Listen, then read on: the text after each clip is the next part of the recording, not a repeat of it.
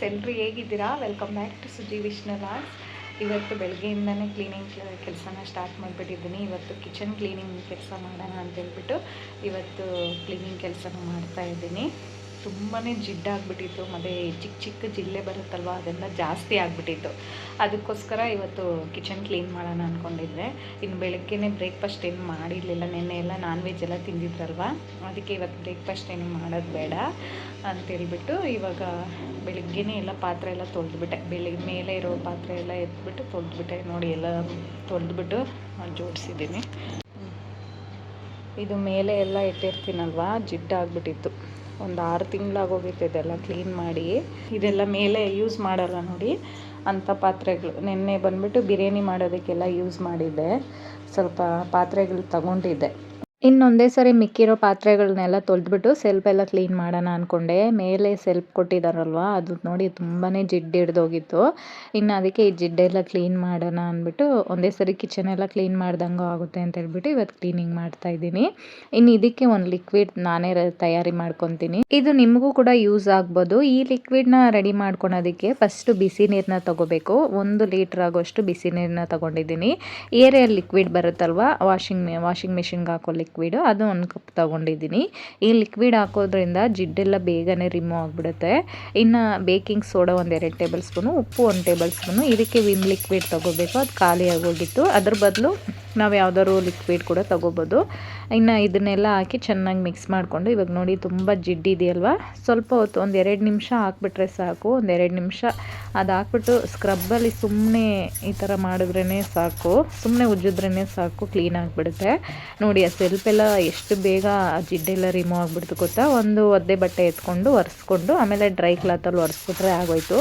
ಈಗ ಸೆಲ್ಫ್ ಮೇಲೆ ನಿಂತ್ಕೊಂಡು ಒರೆಸೋದಕ್ಕಂತೂ ತುಂಬಾ ಕಷ್ಟ ಆಯಿತು ನನಗೆ. ಸ್ವಲ್ಪ ಜಸ್ಟ್ ಮಿಸ್ ಕೆಳಗಡೆ ಬಿದ್ದೋಗ್ಬಿಡ್ತೀವಿ. ಇನ್ನೆಲ್ಲ ಕ್ಲೀನ್ ಮಾಡಿಬಿಟ್ಟು ಕಿಚನೆಲ್ಲ ಅದು ಸೆಲ್ಫೆಲ್ಲ ಉಜ್ಜಿಬಿಟ್ಟು, ಇನ್ನು ತಟ್ಟೆ ಸ್ಟ್ಯಾಂಡ್ ಕೂಡ ಕ್ಲೀನ್ ಮಾಡೋದಿತ್ತು. ಇನ್ನೆಲ್ಲ ಕ್ಲೀನ್ ಮಾಡಿಬಿಡೋಣ ಅಂದ್ಬಿಟ್ಟು ಪಾತ್ರೆ ಎಲ್ಲ ತೆಗೆದು ಎತ್ತಿ ಇಡ್ತಾ ಇದ್ದೀನಿ. ಇನ್ನೆಲ್ಲ ತೊಳಿತಾ ಇದ್ದೀನಿ. ಇವಾಗ ಸ್ಟ್ಯಾಂಡಲ್ಲಿರೋ ಪಾತ್ರೆ ಎಲ್ಲ ತೊಳೆದ್ಬಿಟ್ಟು ಡ್ರೈ ಆಗೋದಕ್ಕೆ ಬಿಟ್ಬಿಡ್ತೀನಿ, ಅಂದರೆ ಒಣಗೋದಕ್ಕೆ ಬಿಟ್ಟು 1-2 ಅವರ್ ಆದಮೇಲೆ ಒಂದು ಬಟ್ಟೆ ತೊಗೊಂಡು ಎಲ್ಲ ಒರೆಸ್ಬಿಟ್ಟು ಮತ್ತೆ ಎಲ್ಲ ಜೋಡಿಸ್ತಾ ಇದ್ದೀನಿ. ಈ ಥರ ಮಾಡೋದ್ರಿಂದ ಪಾತ್ರೆಗಳಲ್ಲಿ ಜಿಡ್ಡು ಬೇಗ ಕುತ್ಕೊಳಲ್ಲ. ಒದ್ದೆ ಇಟ್ಬಿಟ್ರೆ ಏನಾಗುತ್ತಂದರೆ ಬೇಗ ಜಿಡ್ಡು ಮತ್ತು ಬೂಸ್ಟ್ ಹಿಡಿದಂಗೆ ಆಗೋದು, ಆ ಥರ ಎಲ್ಲ ಆಗಿಬಿಡುತ್ತೆ. ಇನ್ನು ಸ್ಟ್ಯಾಂಡ್ ಎಲ್ಲ ಕೂಡ ಆವಾಗಲೇ ಸ್ಕ್ರಬ್ಬಲ್ಲಿ ಉಜ್ಜಿ ಬಟ್ಟೆಯಲ್ಲೆಲ್ಲ ಒರೆಸಿಟ್ಟಿದೆ. ಇನ್ನು ಸ್ಟ್ಯಾಂಡ್ನ ಒಣಗಿರೋ ಬಟ್ಟೆಯಲ್ಲಿ ಒರೆಸ್ಬಿಟ್ಟು ಸ್ವಲ್ಪ ಕೊಬ್ಬರಿ ಎಣ್ಣೆ ತೊಗೊಂಡು ಅದರಲ್ಲಿ ಅಪ್ಲೈ ಮಾಡಿಬಿಟ್ಟು ಸ್ಟ್ಯಾಂಡ್ಗೆ ಒರೆಸ್ಬಿಟ್ರೆ ಇಷ್ಟು ವರ್ಷ ಆದರೂ ತಟ್ಟೆ ಸ್ಟ್ಯಾಂಡ್ ತುಕ್ಕಿ ಹಿಡಿಯೋದಿಲ್ಲ, ಚೆನ್ನಾಗಿರುತ್ತೆ. ಹೊಸದು ಹೆಂಗಿರುತ್ತೋ ಹಂಗೆ ಇರುತ್ತೆ. ಈ ಟಿಪ್ನ ಫಾಲೋ ಮಾಡಿ ನೋಡಿ. ಕೊಬ್ಬರಿ ಎಣ್ಣೆಯಲ್ಲೇ ಅಪ್ಲೈ ಮಾಡಬೇಕು.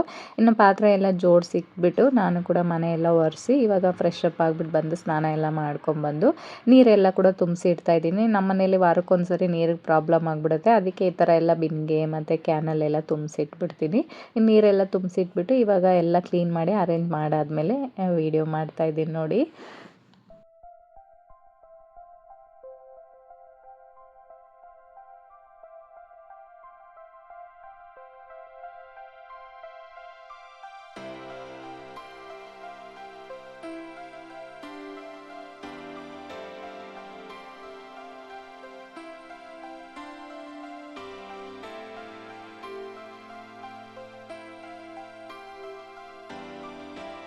ಎಲ್ಲ ಅರೇಂಜ್ ಮಾಡಿ ಇಟ್ಬಿಟ್ಟು ಇವಾಗ ಊಟ ಮಾಡ್ತಾಯಿದ್ದೀನಿ. ನಾನು ಊಟ ಮಾಡೋಷ್ಟರಲ್ಲಿ 1-3 ಗಂಟೆ ಆಗೇ ಹೋಗಿತ್ತು.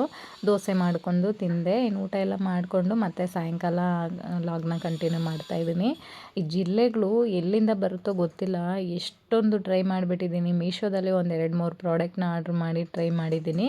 ಇದೊಂದು ಟ್ರೈ ಮಾಡೋಣ ಅಂದ್ಬಿಟ್ಟು ಯೂಟ್ಯೂಬಲ್ಲೆಲ್ಲ ತುಂಬ ತೋರಿಸ್ತಾಯಿದ್ರು. ಇದು ಬೋರಿಕ್ ಆಸಿಡ್ ಪೌಡ್ರು, ನ್ಯಾಚುರಲ್ ಇಂಗ್ರೀಡಿಯೆಂಟ್ಸ್ನೇ ಟ್ರೈ ಮಾಡೋಣ ಅಂದ್ಬಿಟ್ಟು ಇವಾಗ ಟ್ರೈ ಮಾಡ್ತಾಯಿದ್ದೀನಿ. ಇದನ್ನು ಆನ್ಲೈನಲ್ಲಿ ತರಿಸಿದ್ದೆ, ಅಂದರೆ ಬ್ಲ್ಯಾಂಕೆಟಲ್ಲಿ ತರಿಸಿದ್ದೆ.